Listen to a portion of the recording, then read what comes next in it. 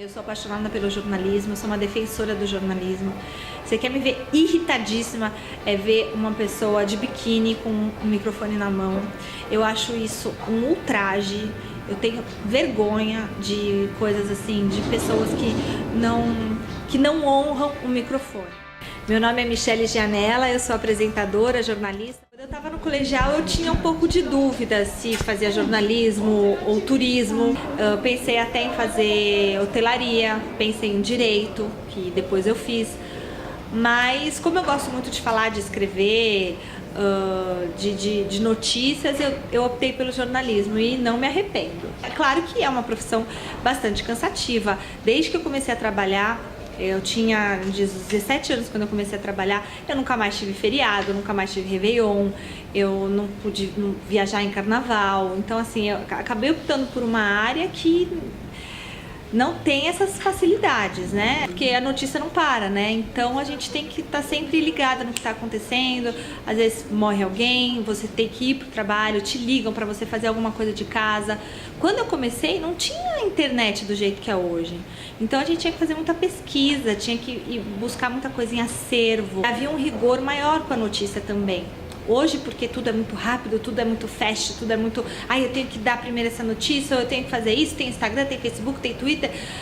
Às vezes você acaba fazendo coisas erradas. Então, assim, o jornalista precisa ter o cuidado com a notícia. Eu me formei na Casper Libero e eu considero a faculdade de jornalismo imprescindível. Eu acho que a faculdade te dá uma excelência naquilo que você faz.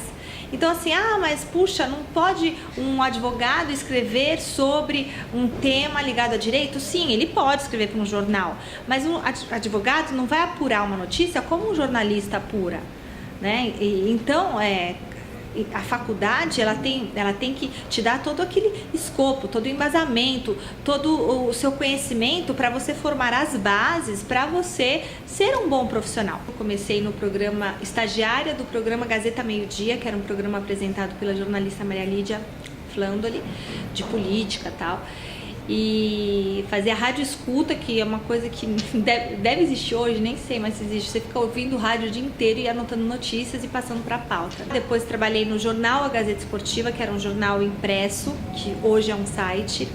Depois trabalhei na Rádio Gazeta, trabalhei na Jovem Pan FM, trabalhei no site Vírgula e aqui na TV desde sempre, assim. Sempre eu tive um pé aqui dentro da fundação, nunca saí. Então eu trabalhei no jornalismo, depois eu fui para o Mulheres, que é a parte de variedades, fiquei 1 ano e meio trabalhando na seção de variedades da televisão. Eu fazia a pauta para os programas e depois eu fazia a pauta para o programa Mulheres, eu era a parte de externas. Eu tinha que inventar matérias para 4 repórteres diariamente. Eu era estagiária e eu já naquela pegada assim de trabalhar bastante. No esporte. Aí um dia faltou uma repórter dessas aí que eu marcava a pauta e me puseram para fazer uma reportagem. E eu fiz mais 80 reportagens depois disso. Sempre que faltava alguém eu ia.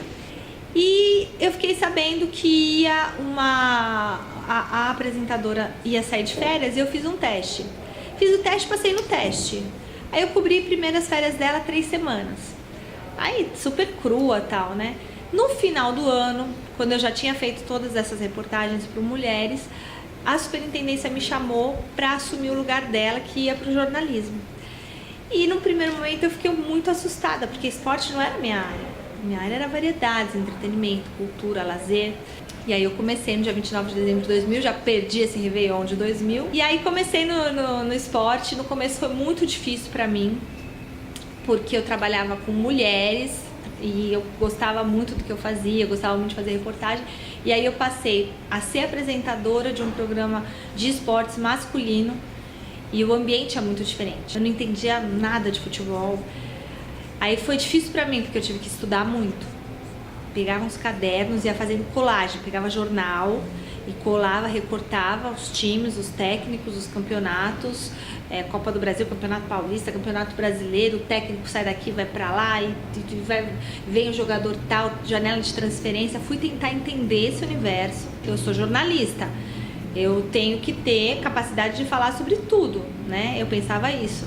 Tanto seja de economia, política, esporte ou lazer, eu tinha que me capacitar para aquilo. E eu fiz muito isso até que se tornou uma coisa natural, depois de uns bons 2 anos estudando bastante, assistindo jogos. Eu não fui criada vendo jogo de futebol, fui criada vendo novela, fui criada vendo outros tipos de programas. E aí minha vida mudou totalmente.